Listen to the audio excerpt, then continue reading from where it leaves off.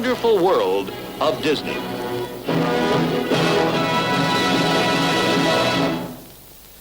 Tonight, from the wonderful world of Disney, we bring you Hamad and the Pirates.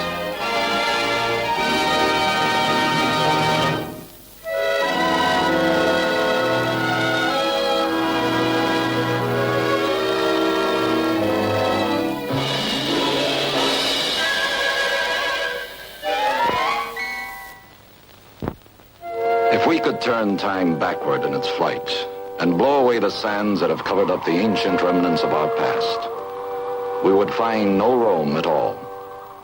Athens not even thought of. Even Egypt's Great Pyramid not yet begun. More than 5,000 years ago, beyond the eastern shore of the Mediterranean, the first flowers of civilization bloomed on the Gulf of Arabia. On the banks of the Euphrates River, Ur of the Chaldees, the birthplace of Abraham, flourished as the richest city in all Mesopotamia. And 2 days' sail southward beyond the river's mouth lay the small but wealthy island kingdom of Dilmun. Here came trading ships from Ur, heavy with cargoes of scented oils, woolen cloth, and silver. Others brought copper from Akan and luxuries from lands beyond the sunrise. Dilmun was an oasis, a desert island fed by artesian springs that bubbled up and made the land a garden paradise. But it was best known as the home of the fabled pearl divers of antiquity. And so beautiful were the pearls of Dilmun that they were known as the flowers of immortality.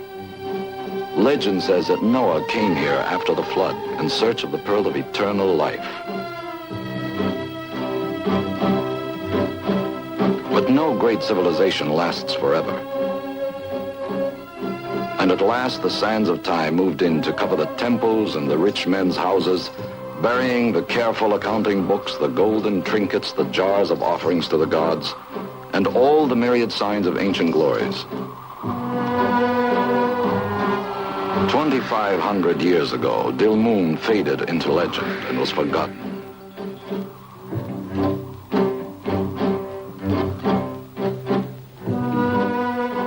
The centuries passed, until finally, with the coming of the Muslims, the little island re-entered the stream of history. But its age of greatness had been long forgotten. It even had a new name, Bahrain. And now its only fame was as a land of 100,000 tombs. Only now, more than 50 centuries after its beginnings, the probings of modern archaeology are beginning to piece together the story of Bahrain's past. Dilmun of the myths and fables becomes more real with each discovery. And the lectures in the new museum in the capital city of Manama draw fascinated listeners. It seems each new excavation pushes back the dawn of recorded time. Who knows what future discoveries still lie ahead here on this island of Bahrain. Ladies and gentlemen, we have just unearthed a new find, which has been sealed in crates to be shipped to the International Archaeological Conference on Asian Antiquity. And now, to a 12-year-old boy named Hamad, the treasures of antiquity were an open sesame to enchantment. Ancient relics seemed content to dream quiet dreams, remembering a time when wonders must have been as common in fact as they were in the tales his father used to tell. Tales of genies, enchanted palaces, and magical journeys. Bahrain today, in most ways, is a bustling modern country. But there are many signs that the past lives on. In fact, Hamad himself, during his summer vacation, followed a way of life almost as old as civilization. He worked as all-round helper aboard a pearling dhow. And later today, he'd be embarking upon what Bahrainis call El Ghaus al-Kabir, the big dive, or main pearling season.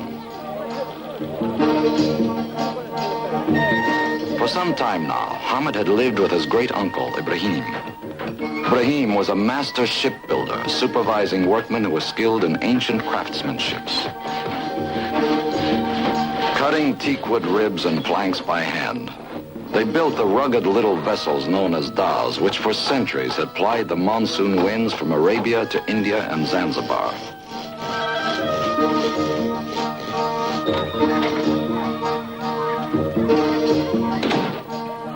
Before coming to live with his great-uncle, Hamad, who was the orphan son of a Gulf sailor, had stayed in a series of foster homes.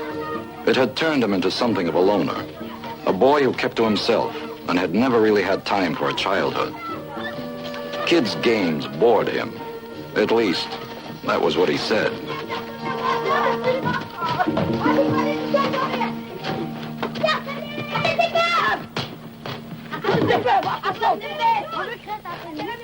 Once or twice, a neighbor girl named Noura had tried to break through Hamad's reserve, but without much success.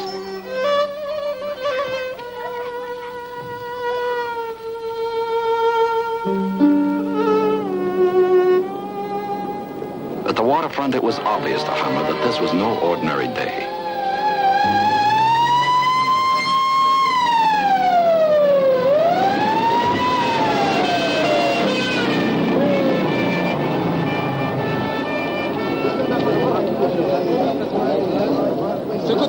Policemen were everywhere, and they seemed to be searching every ship in the harbor. Whatever they were after must be pretty important. Well, the best way to find out about anything that was going on in Manama was to ask Ibrahim's old friend, Juma. Juma! A happy-go-lucky jack of all trades, Juma would be Hamad's boss and teacher on the pearling dhow. What's happening here? I don't know. Let's find out. Namshi.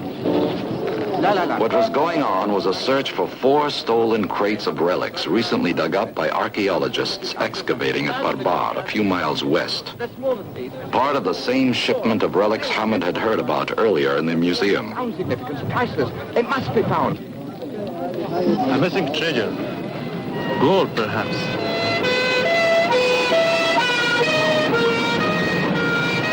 Apparently, the authorities believed the thieves would try to smuggle the goods off the island. When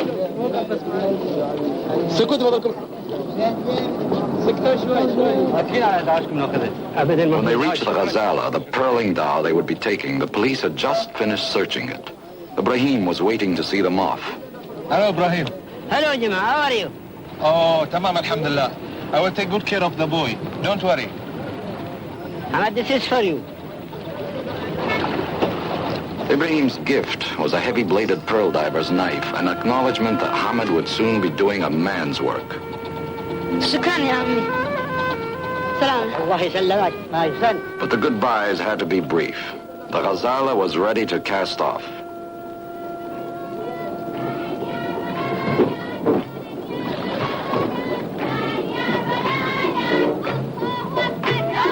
From the dock, the daughters and nieces of the captain and crew sang their traditional send-off, praying for a successful voyage and a safe return.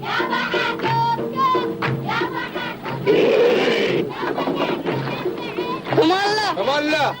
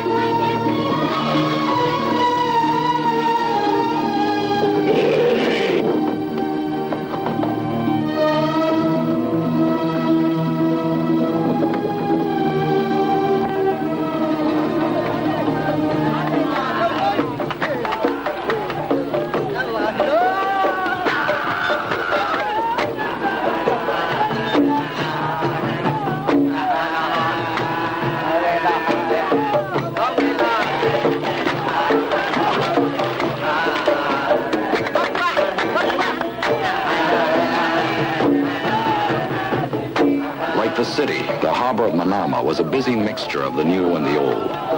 From dhows like Sinbad must have sailed to modern jetliners.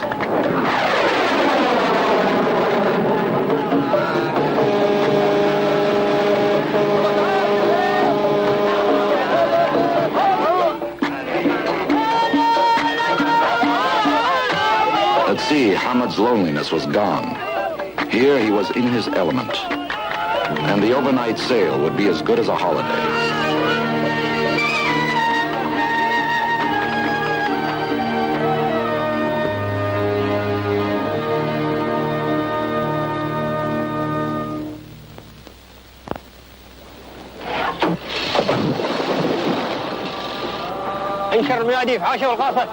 Once they were anchored over the oyster beds, the vacation was over. The pearl diver's profession demands unrelenting hard work from early morning till the light fails in late afternoon. The waters of the Arabian Gulf are a good deal saltier than the open sea. This means greater buoyancy, so the divers must use weights to help them reach the bottom.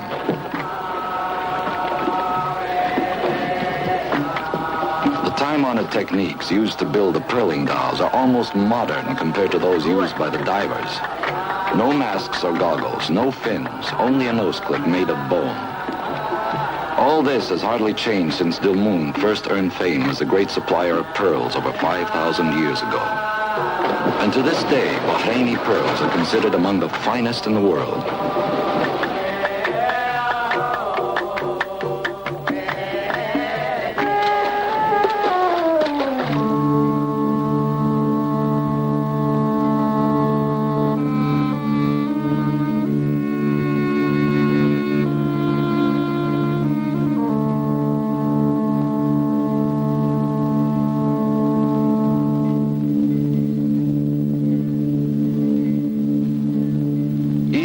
Was half of a two-man team. On deck, his partner waited for the signal to haul him back to the surface as quickly as possible.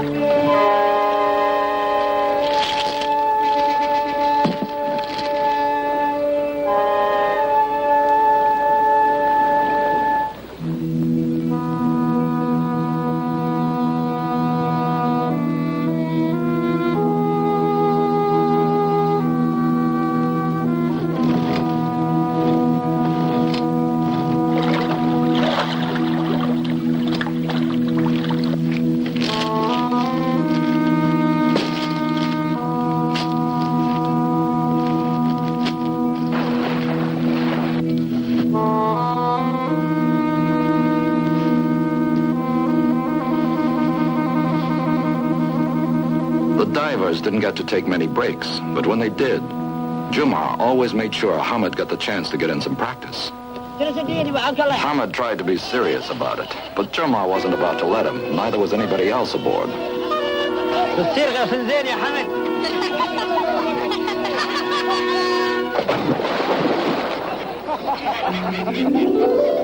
Most of the divers could stay underwater a good 2 minutes.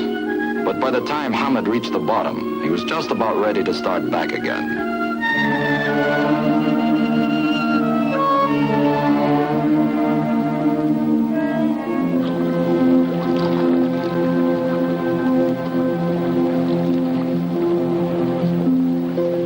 The quantity, Jumar decided, was a bit more impressive than the quality.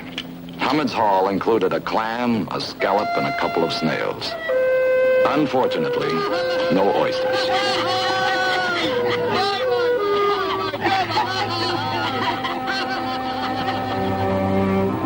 Meanwhile, there was plenty of light left and still a lot of work to do.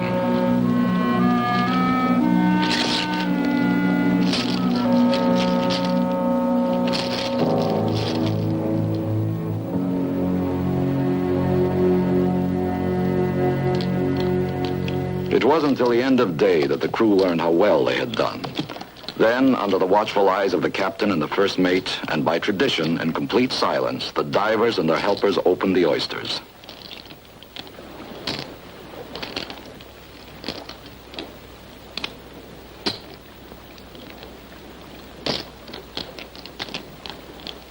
The old hands, of course, had found many pearls in their day, but to Hamad, it was still a new and exciting experience.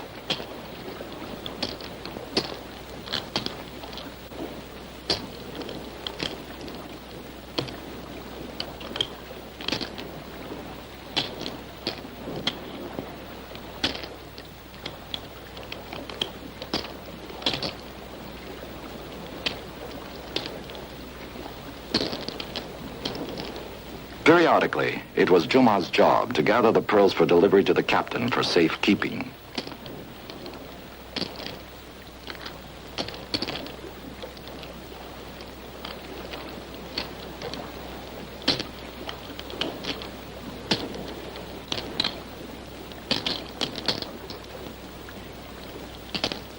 It looked like the start of a good trip. At the end of the voyage, the proceeds would be divided up according to previous arrangements. Part for the captain and part for the diving teams, who would all share equally.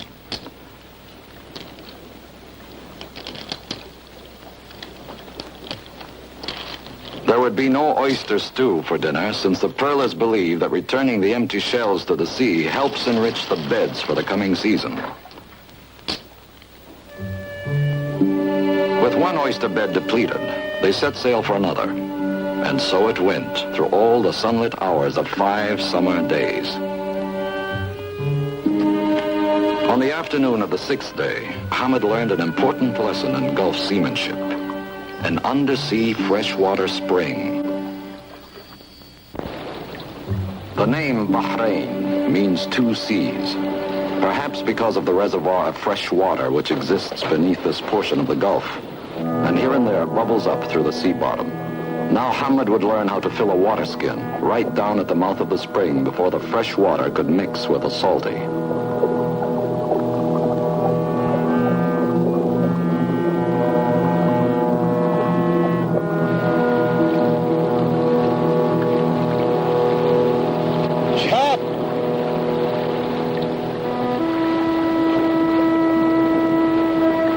With the water bags full, they returned to the regular evening routine.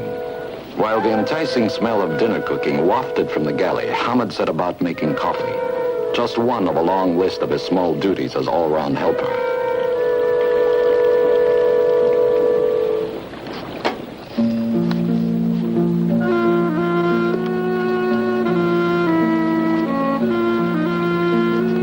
Unfortunately, the Ghazala's peaceful schedule was in for a rude interruption.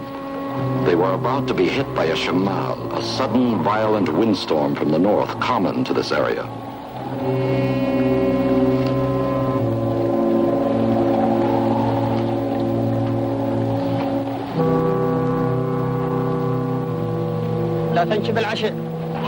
Safety demanded that they raise anchor and run with the storm using the auxiliary motor, even if it did mean everyone had to go hungry for a while. Everything on deck had to be secured, and quickly.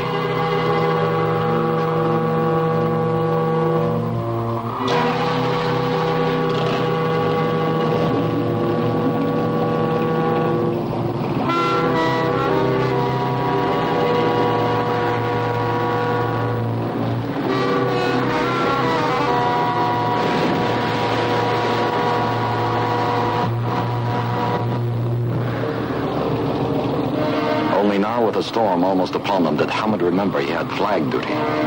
He would have to take it down before it could be ripped to shreds by the wind.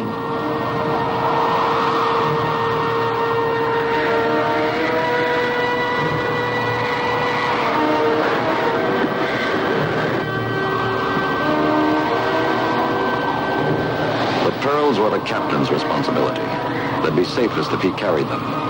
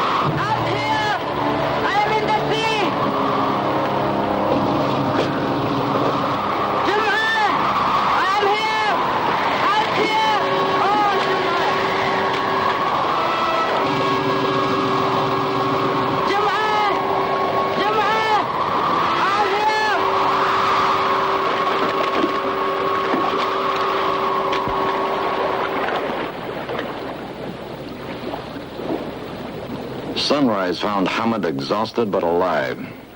He had no idea where he was. Land might lie just beyond the horizon, but which way?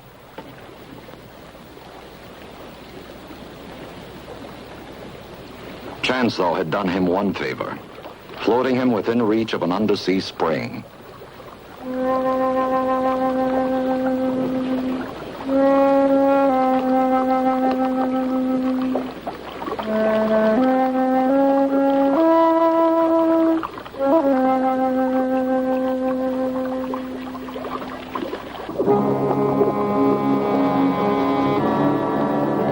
But the water was too deep. Without a weight to carry him to the bottom, there was no way Hamad could ever reach the fresh water.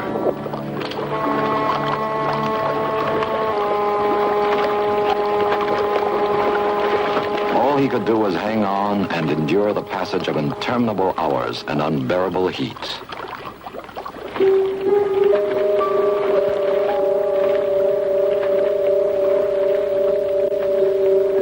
يامن ولد ضايع في البحر شيلوه لفوق السطح.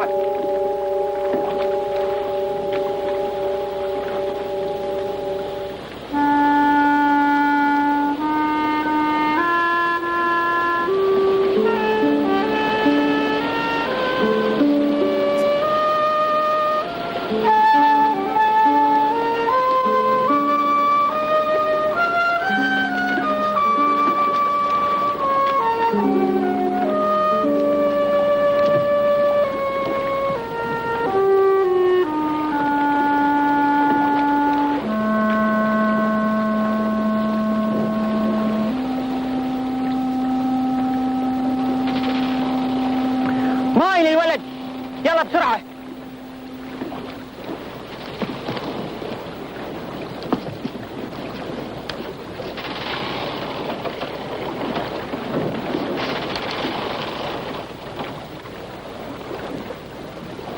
دامن ترس بالإشراع سد البوم ينوب 135 سهيل صار سيدي.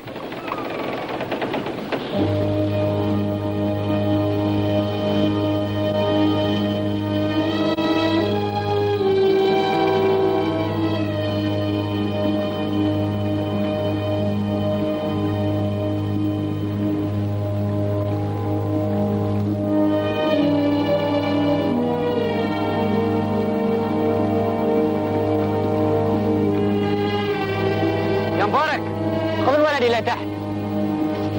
يلا يا رجال ارجعوا الى اعمالكم.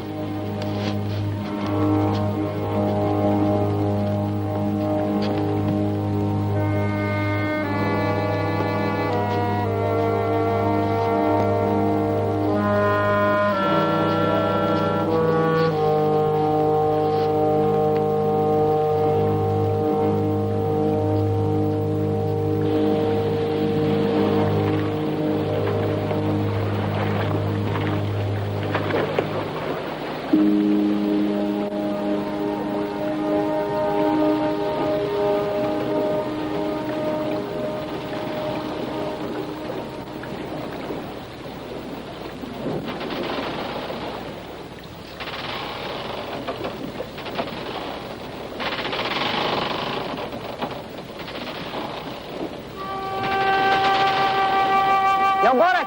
نعم سيدي.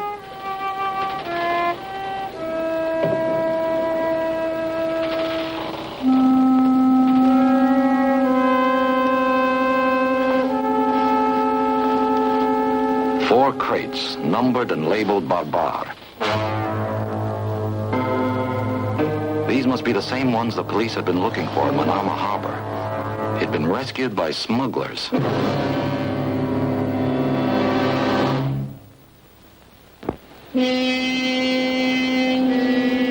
يا رجال نحن مقطوعين.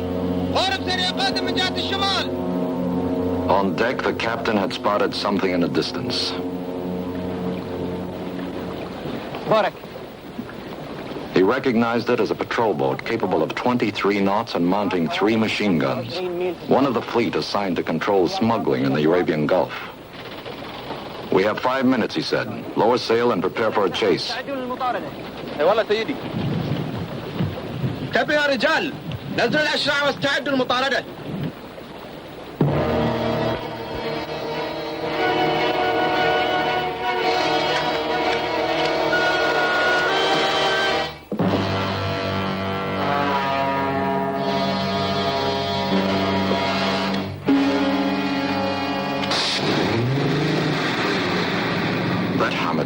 ambulance was no standard auxiliary. What he didn't know yet was that there were two huge engines, and the second one was refusing to start. Without it, there was no way to outrun the patrol boat.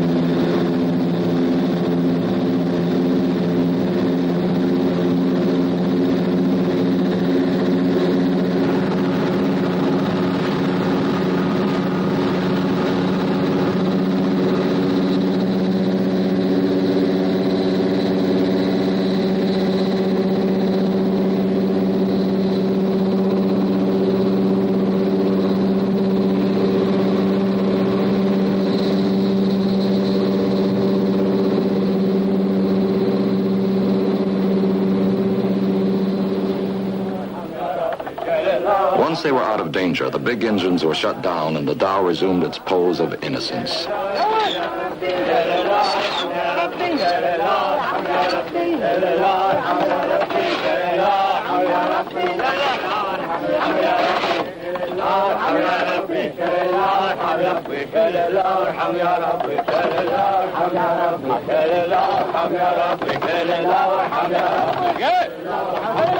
انت يا ولد عشا تعرف الضغط. نعم سيدي.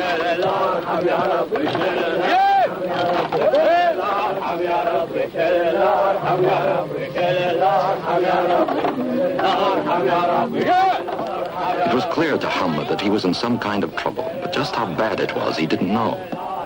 Meantime, he'd been told to help the cook, and it seemed safest to play dumb, follow orders, and not ask any questions.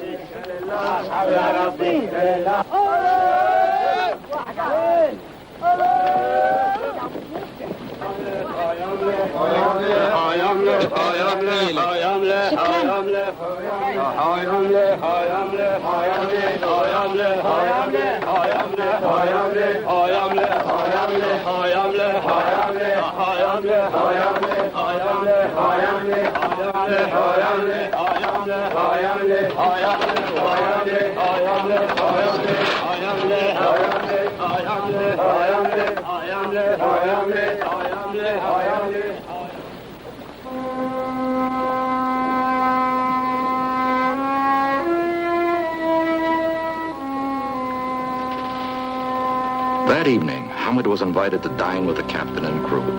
It was a princely feast, but hungry as he was, he couldn't enjoy it.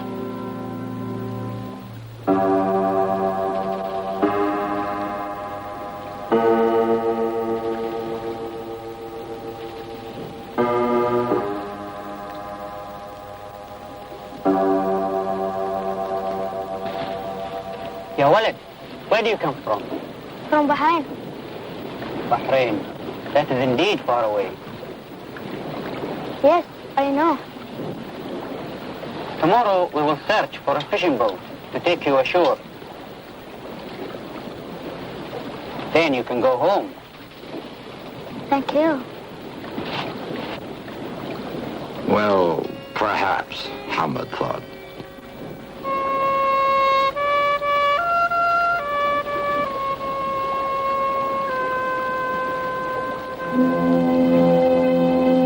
The dhow sailed on through the night, silent as a gull.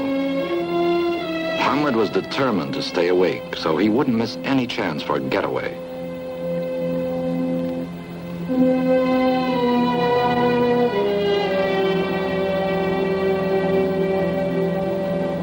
But the long, exhausting day caught up with him.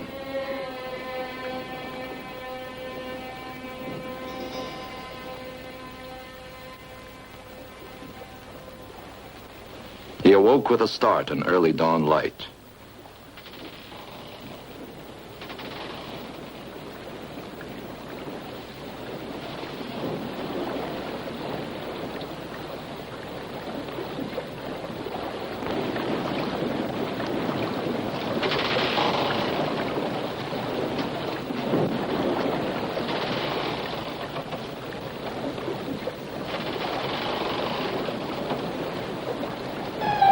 Was it the mainland or an island?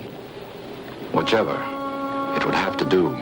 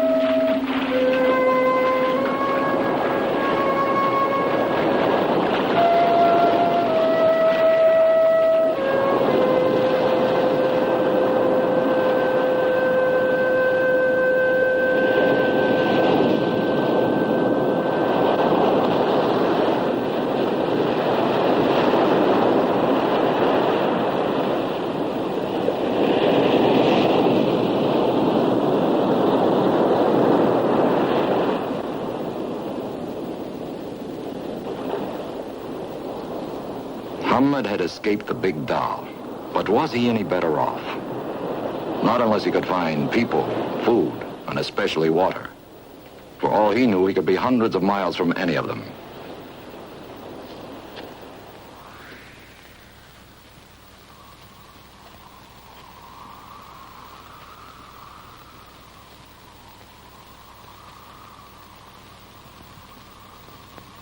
Hamad's first reaction was to think he was seeing a mirage, but those walls were solid. There'd be people there and help, and maybe even a way home.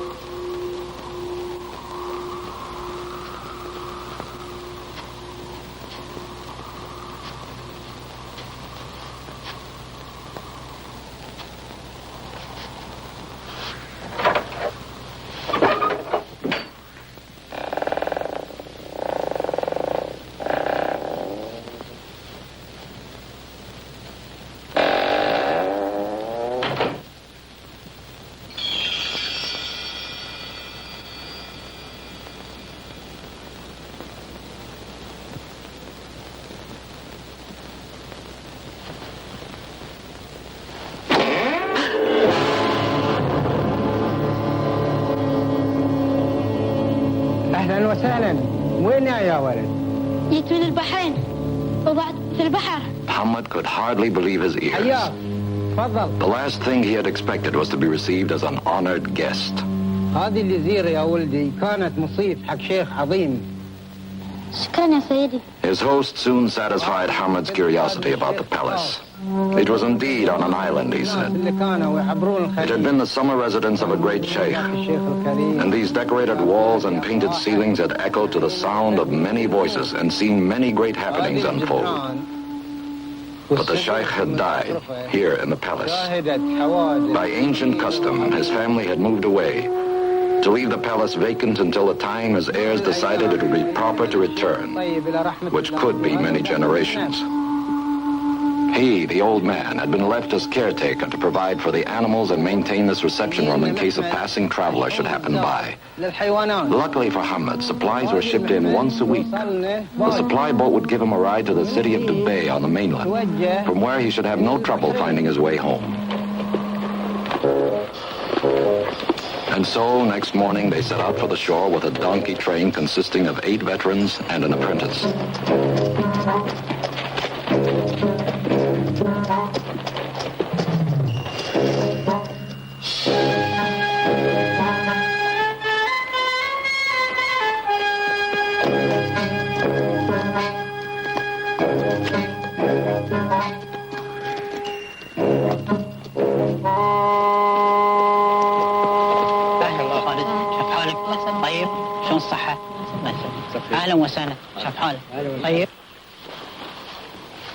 The supplies were quickly loaded onto the pack donkeys, though the littlest one hadn't yet learned he was supposed to carry now and eat later.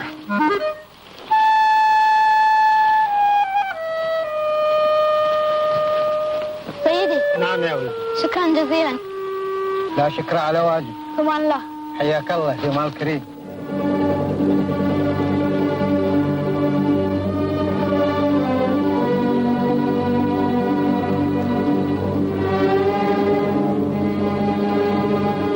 Late that morning, Hamad found himself approaching the unfamiliar docks of the city of Dubai, which lies on the Arabian coast about 300 miles south and east of Bahrain. The skipper had told Hamad how to find the shop of a Bahraini pearl merchant named Abdul Latif, who might be able to help him find his way home. And now he added a few coins to go along with his good wishes. يقدر يساعدك. الله يخليك ويسلمك يا سيدي.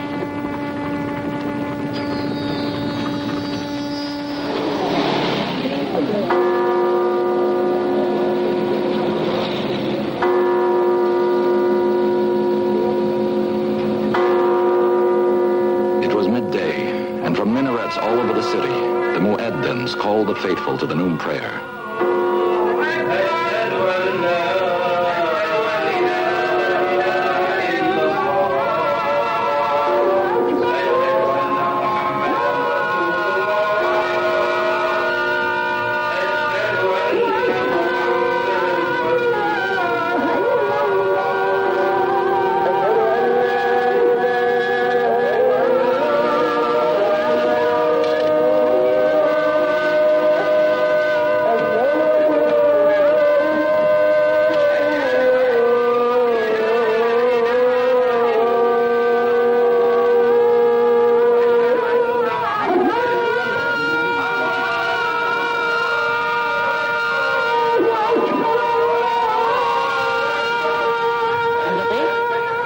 Shop was easy to find, but Abdul Latif himself was away. He'd gone to Bahrain to buy pearls. For the first time, Hamad was beginning to feel how far from home he really was.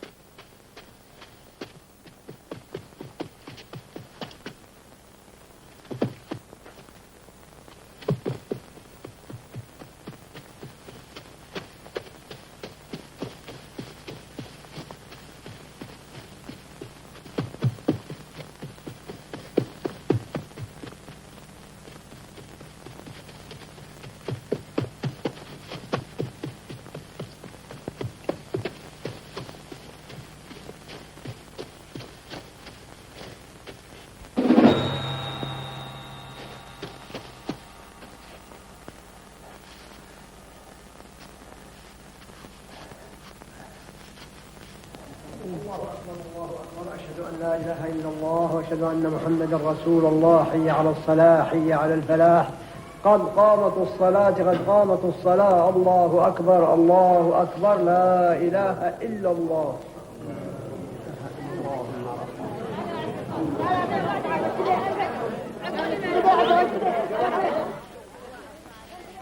The murmur of voices meant the brief noon prayer was over, and Hamad knew the streets would soon be full of people once again.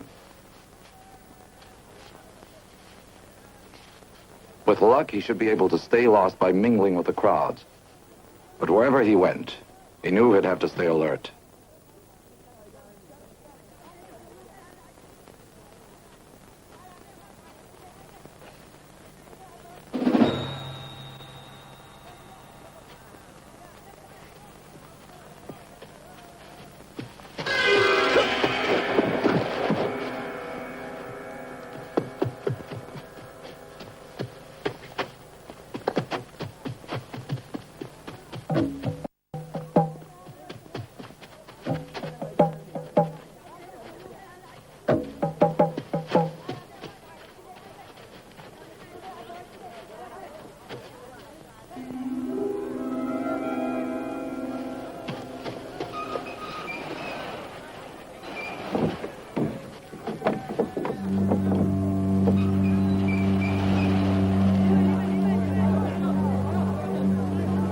At the edge of the city lay a bustling square where town and desert met, where nomadic Bedou tribesmen came to buy supplies and sell their livestock. And here, as far from the docks and the smuggler's dhow as he could get, Hamad found his way.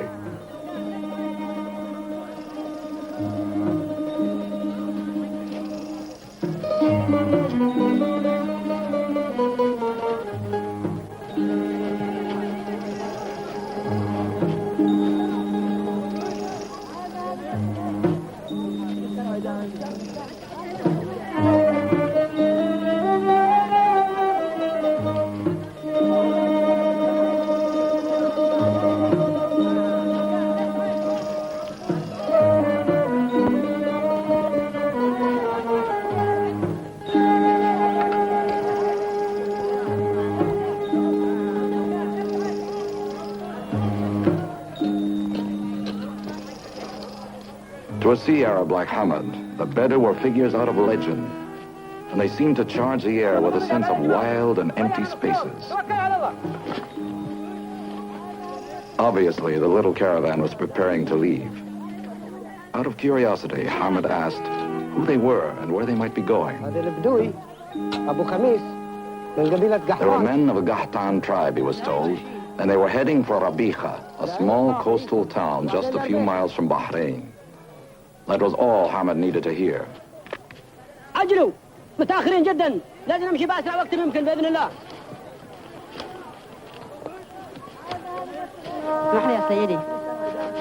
The caravan leader's name was Abu Khamis, and Hamad's Bahraini accent quickly convinced him that the boy was truly what he said he was. أنا من البحرين وحاول أروح وطني.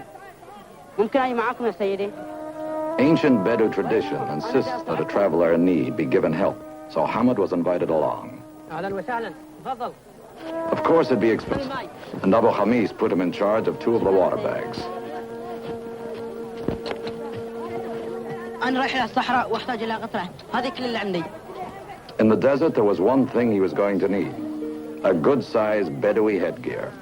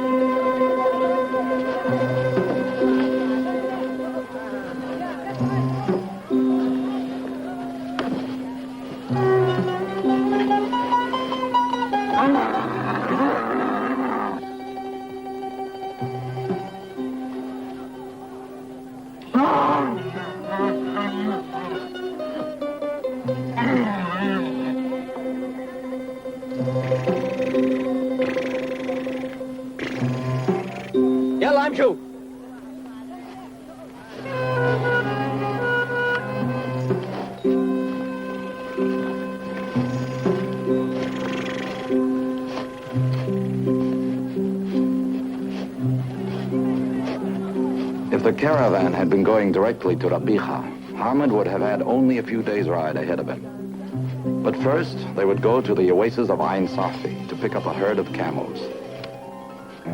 That meant many days' journey across the Rub al-Khali, the empty quarter, the biggest, hottest, and driest sand desert in the world.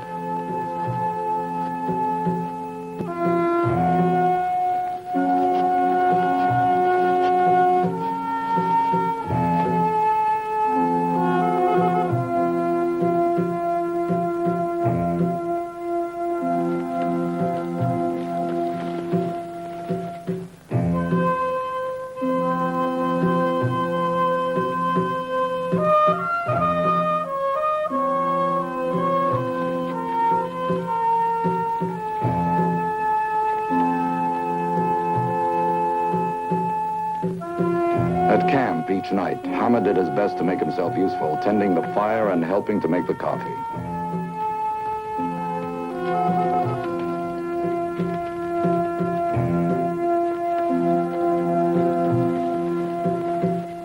Each day's ride started before sunup to take advantage of the cool, early morning hours, which unfortunately didn't last for long. It seemed to Hamad that he was often hungry, usually thirsty, and always tired. But if his companions had learned to endure these hardships, well then, he would too.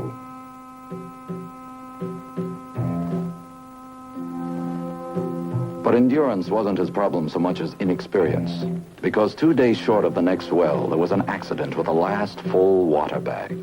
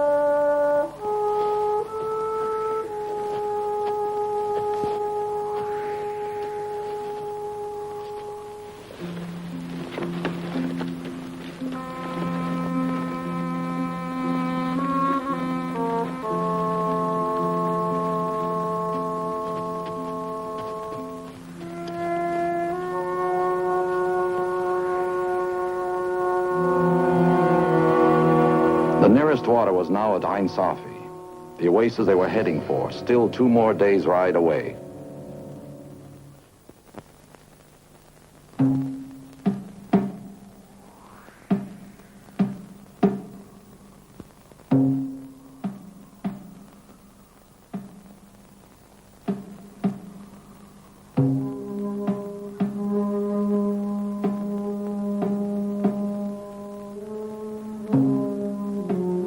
In the days that followed, Hamad was going to learn what real hardship was. The temperatures reached 145 degrees and more. The sand underfoot was too hot to touch, redoubling the heat by radiating it upward.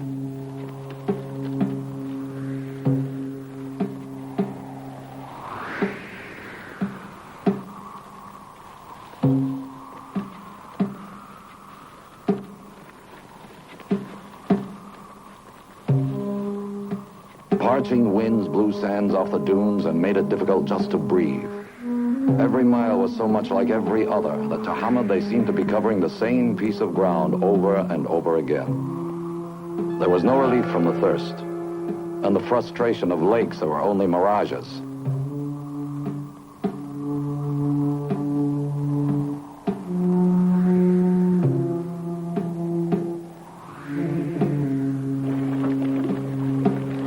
And then, amazingly, they were riding by real water.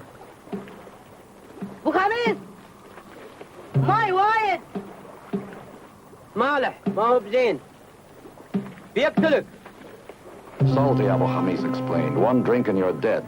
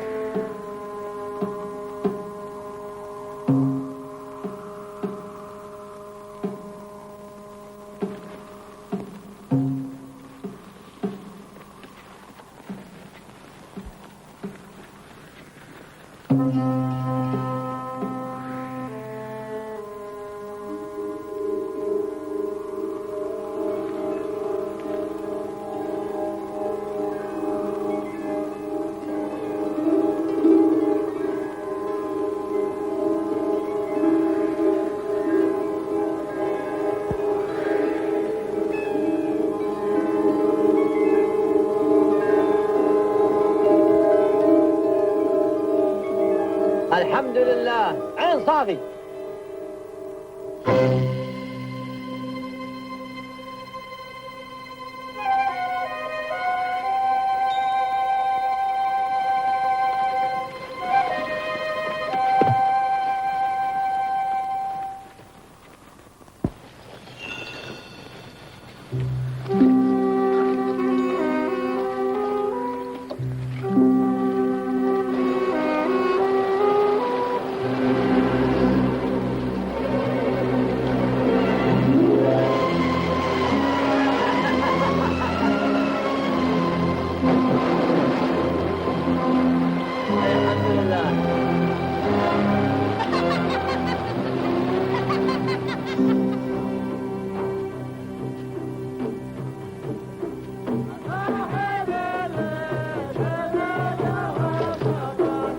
The oasis was a haven of plenty for all, where passing travelers could take time to relax and each, according to his own tribal customs, celebrate victory over the privations of the desert.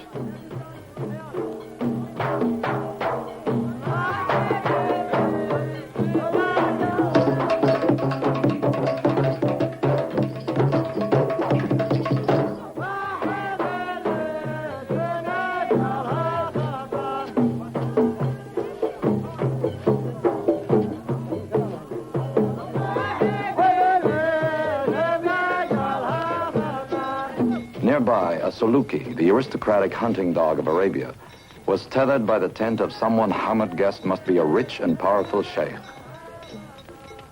The rhythm of the coffee grinder's mortar and pestle was an open invitation to enjoy his hospitality.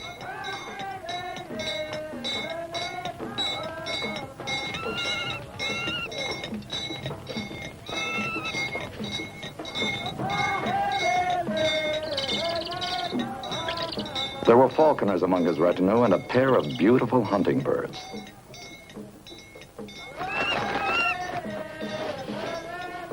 ممكن أشوف القناة؟ Hamad was welcome, the falconer said, to watch him work his bird.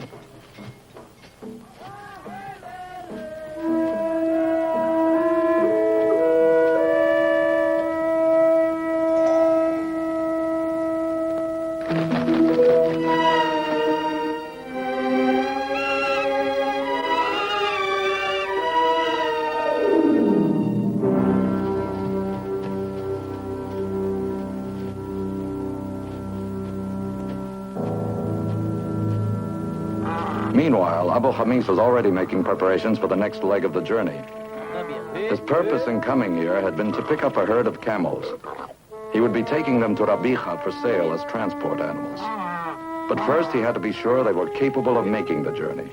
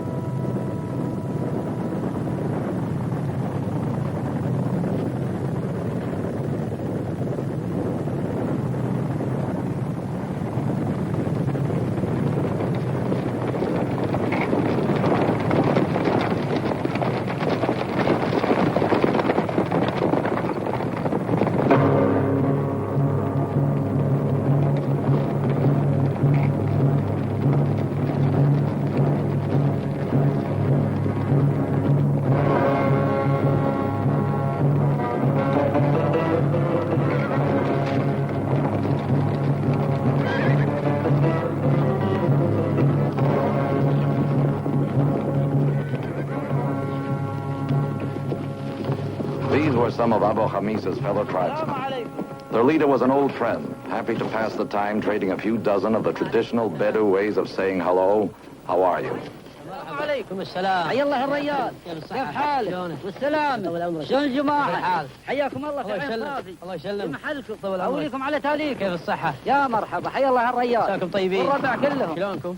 هاي ساعة البركة كلنا بخير ما نسلم. كيف الحال؟ الله يسلمك. يا طول عمرك. يا مرحبا. حيا الله الريال. كيف الصحة؟ وين الربع عنك؟ والله طيبين طال عمرك. نبي تنادونهم. والله حاضرين. حاضرين على الشارع. ترى على ما قال على ضيافتنا انتم كلكم. Next morning, Abu Khamis and his men, with Hamad and the camel herd, were on their way toward the coast. Traveling would be easier now. because the sands of the empty quarter were behind them. But even dune country wouldn't be a problem much longer.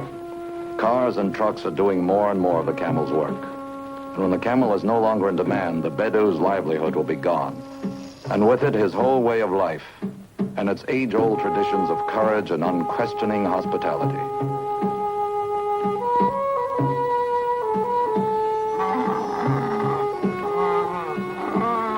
As they rode into Rabiha, Hamad realized more was ending than just his journey. But now he could smell the sea air as easy.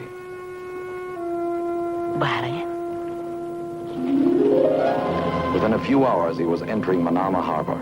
He was almost home.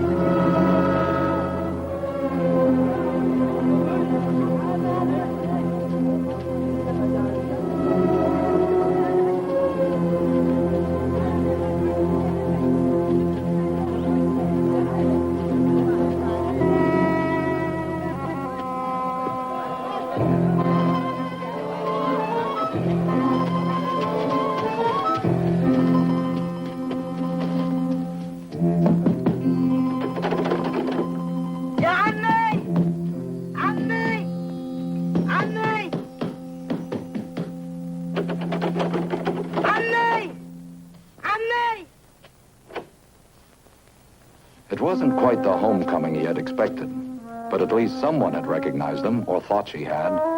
Noura, who lived just down the street. Hamad. Yes, Hamad. I am alive, Noura. But where is my uncle Ibrahim? She told him that Ibrahim had gone to visit a cousin at the other end of the island and hadn't said when he'd be back. The big dish? Juma was working at the big dish.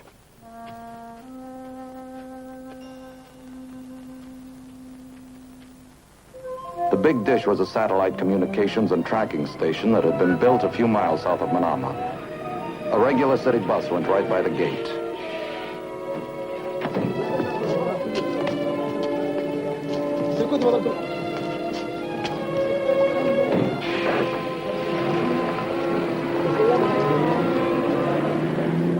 من فضلك وين جمع عبد الله؟ شكرا.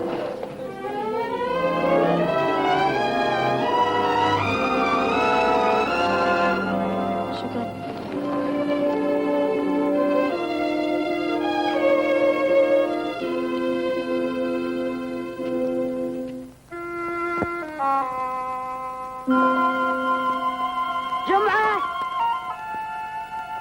جمعة It is me, Hamad. Hamad!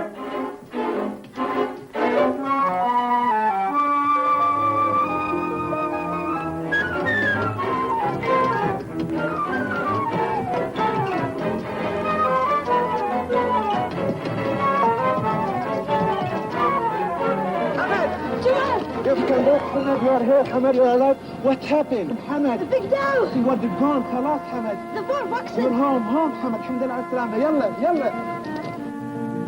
Jomar managed to get the rest of the day off, and they headed back toward Manama with Hamad talking all the way.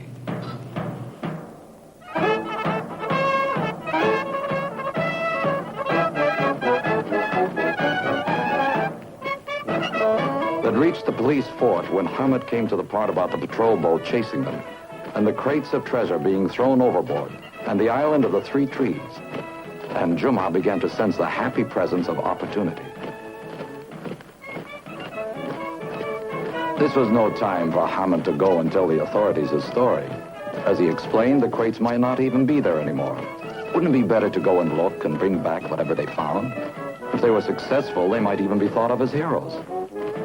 He knew where he could borrow a boat, and they'd be back in Manama the day after tomorrow. It was a remarkably good and quick job of persuasion. Before they left, though, Hamad insisted on leaving a note for Ibrahim. Otherwise, he would learn of Hamad's return from Noura and then worry over why he had disappeared again.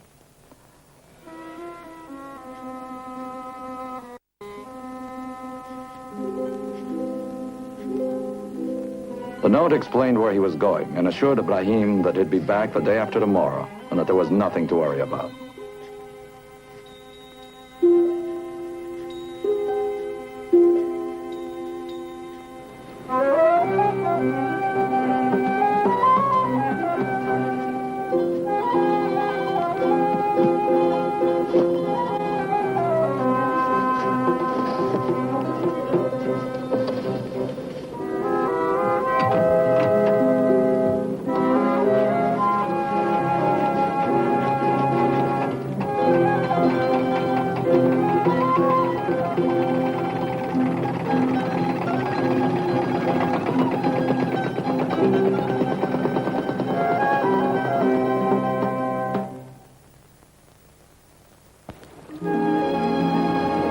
Jumah had been sailing the Gulf most of his life. He was sure he could find the island of three trees from the few clues Hamad had been able to give him. In fact, he was so sure they'd return with a boatload of treasure that he made up a song about it. They sailed through the night, singing like children on their way to a picnic.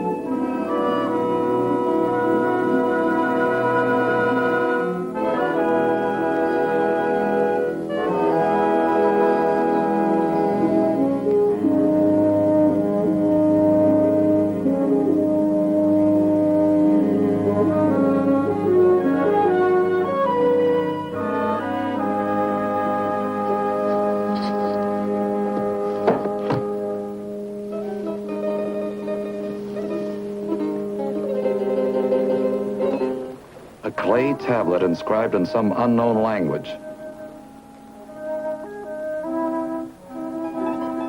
Round ceramic seals with strange writings.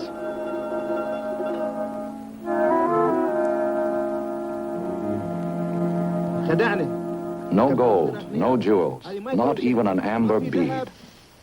Not much of a treasure, but surely no reason for Jumah to get this angry.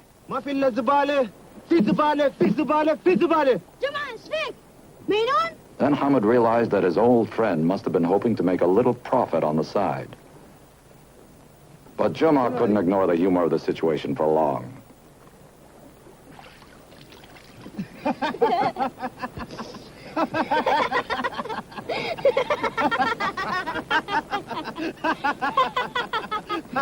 find the next one.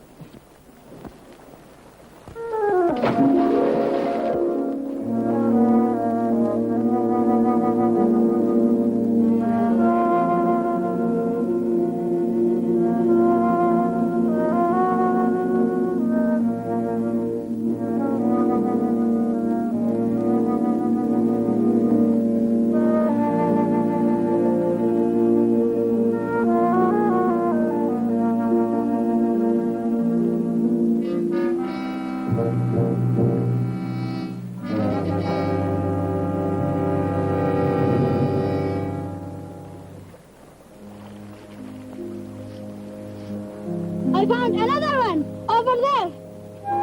We'll have to move over to it.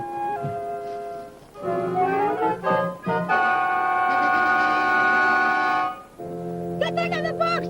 Get rid of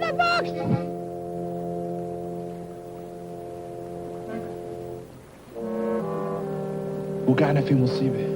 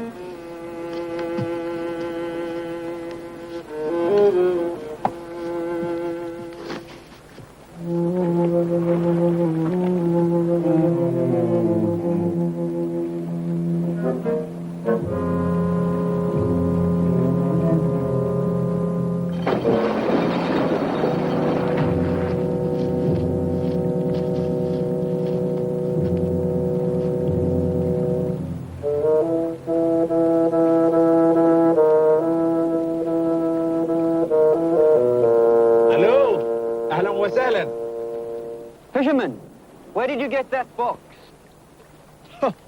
I found it under the sea. Belongs to us, and we will take it. But, Captain, it's full of junk.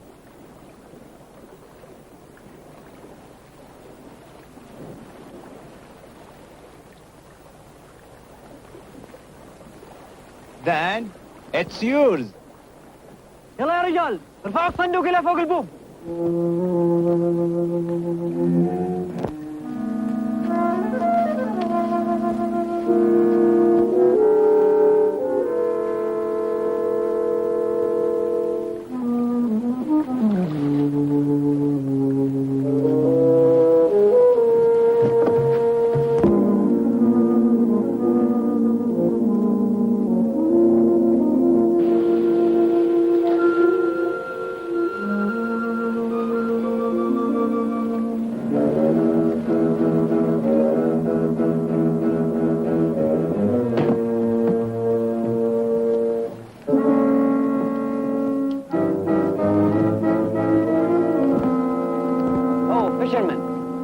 Thank you so much. Now, go. We have work to do.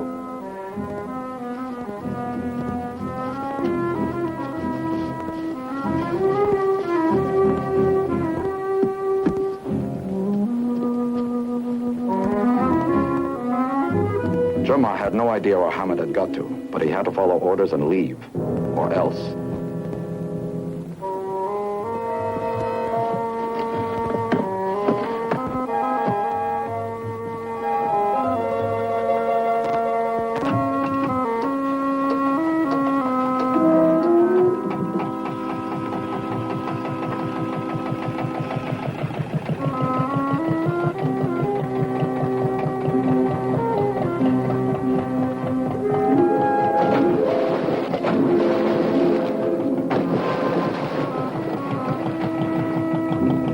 Jumma finally did see where Hamad had gone. It was impossible to do anything about it.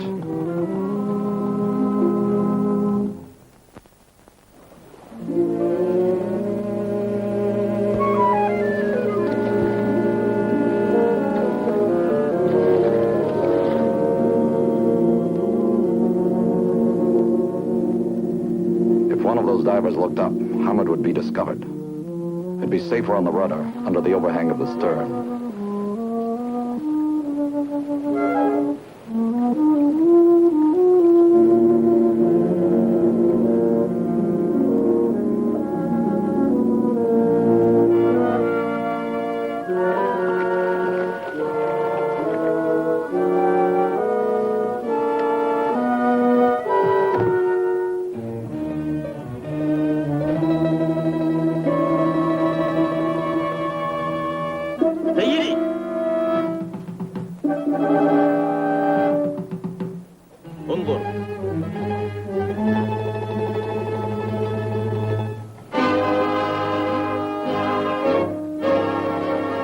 The captain recognized it as a British minesweeper, HMS Yarnton, on temporary duty to the Sheikh of Bahrain. ارفع الصناديق اللي فوق بسرعة وشيل البوارة حالا. يلا سيدي.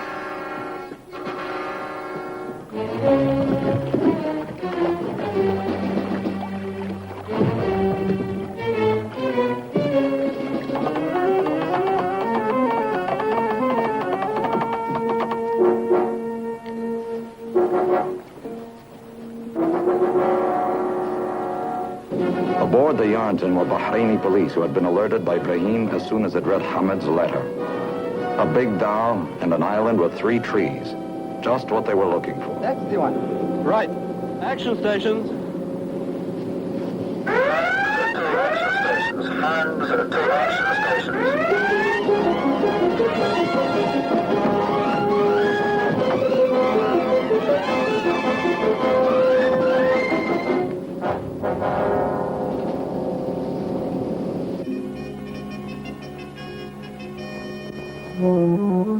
By now, Hamad had seen how he might slow down the smuggler's escape. He would cut all but a few strands of the steering rope that controlled the rudder.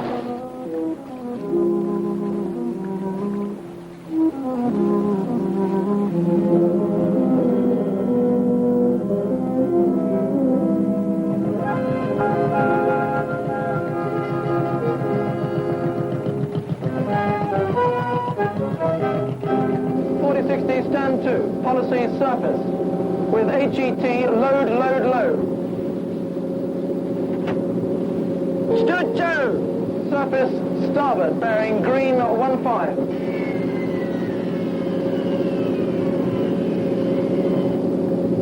Target. Roger. There's the dial. Roger, sir.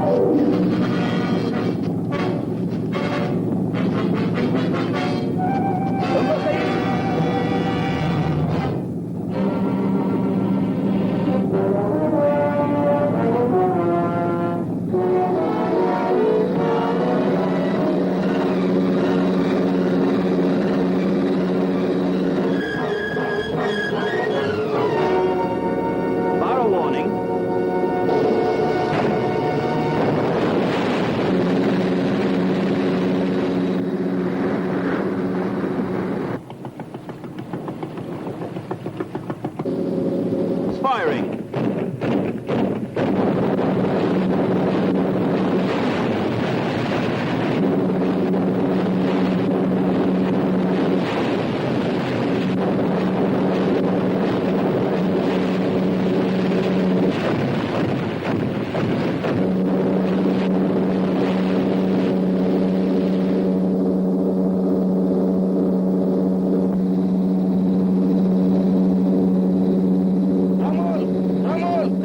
Shallow water, a sandbar.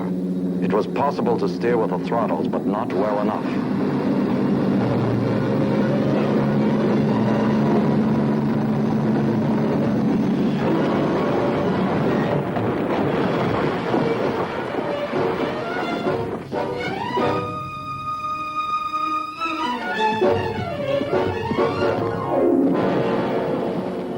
برك. خلاص ما في فايدة.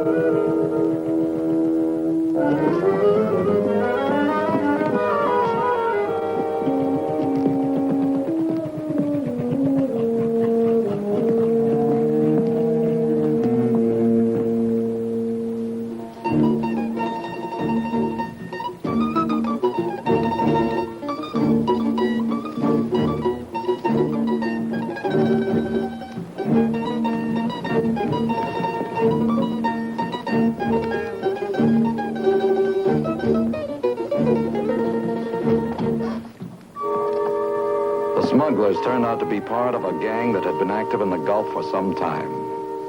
If they'd escaped, they would have made quite a haul, because the gold and jewels Juma had dreamed of were there after all, in one of the other crates.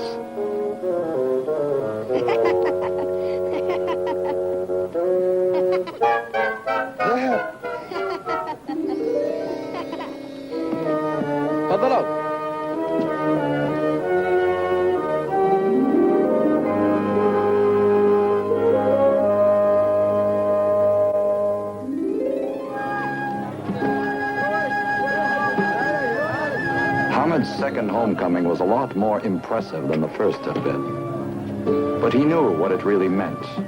The adventurer had returned to become the orphan boy once more. But for today, he was a celebrity. And that meant that the neighborhood youngsters were eager to hear his own first-hand account of all that had happened from the moment the storm had hit the pearling down. واختفى عن نظري نظرت لأسفل طلعت السكين وخاف But even the most fascinating true tale of adventure is only history. And there was lots of daylight left, and somehow one thing just blended into the next. And that was what made Hamad's homecoming complete. That was his real reward, the treasure found after many dangers. He had already done a pretty good job proving himself as a man. Now at last, he could enjoy himself as a 12-year-old boy.